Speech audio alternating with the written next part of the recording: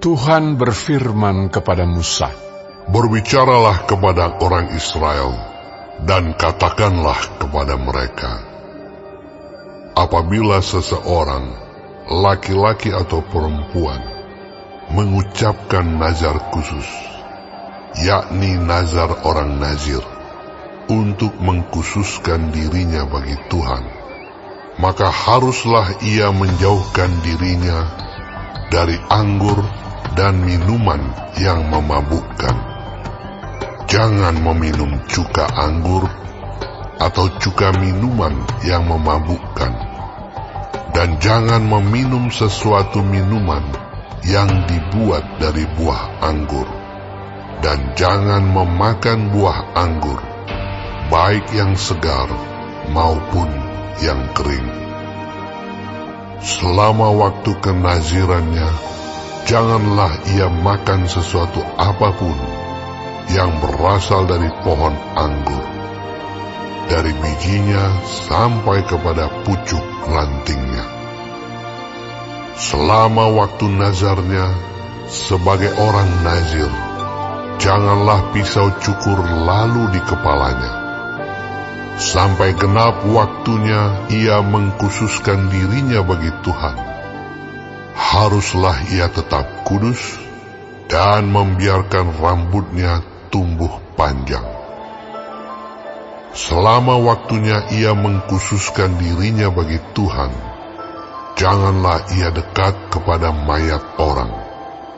Bahkan apabila mati ayahnya ataupun ibunya, saudaranya laki-laki ataupun saudaranya perempuan, janganlah ia menajiskan dirinya kepada mereka, sebab tanda kenaziran bagi Allahnya ada di atas kepalanya.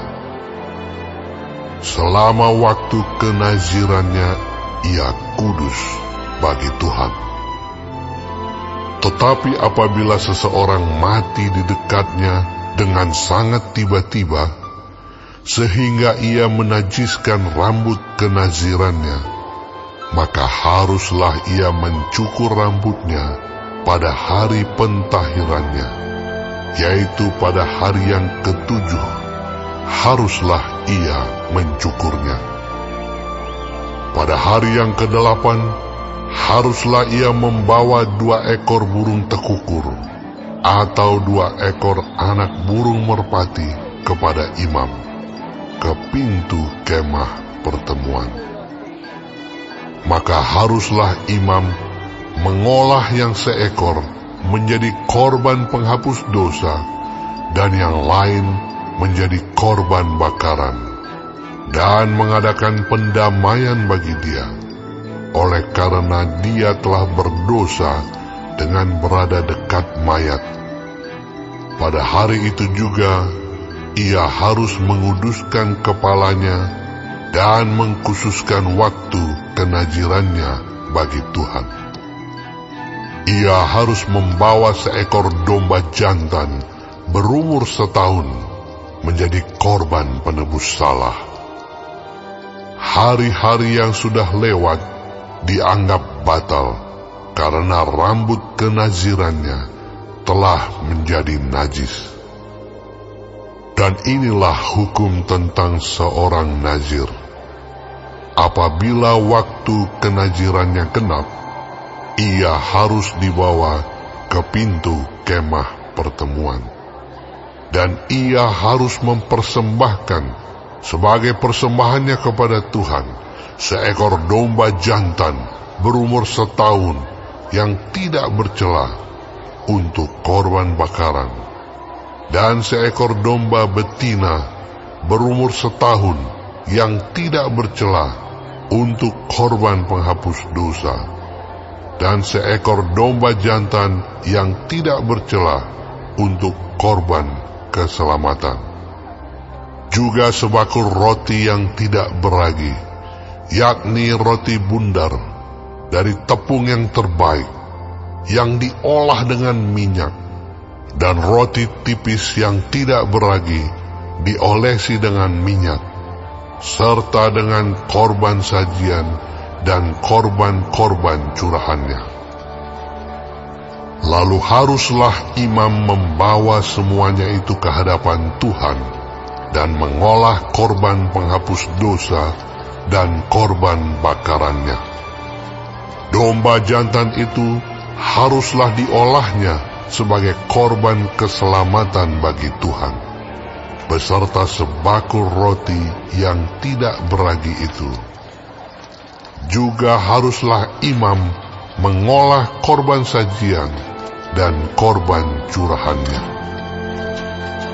Maka haruslah orang nazir itu mencukur rambut kenazirannya di depan pintu kemah pertemuan, lalu mengambil rambut kenazirannya itu dan melemparkannya ke dalam api yang di bawah korban keselamatan. Imam haruslah mengambil paha depan domba jantan itu sesudah dimasak, dan satu roti bundar yang tidak beragi dari dalam bakul, dengan satu roti tipis yang tidak beragi, lalu meletakkannya ke atas telapak tangan orang nazir itu.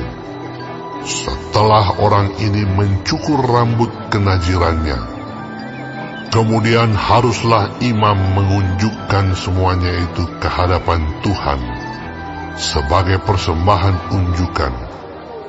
Semuanya itu menjadi bagian kudus bagi imam, beserta dada persembahan unjukan, dan beserta paha persembahan khusus.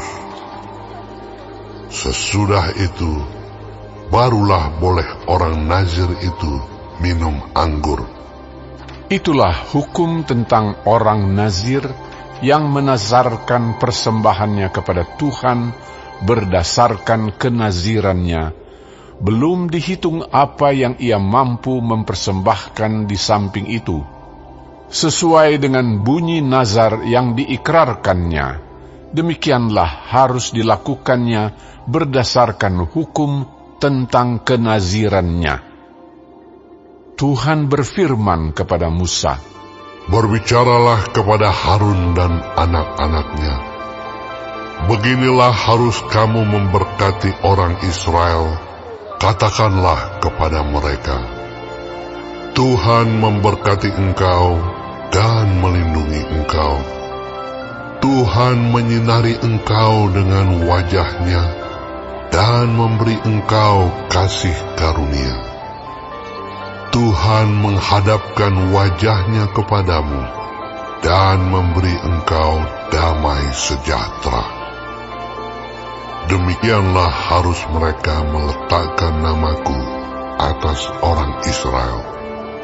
Maka aku akan memberi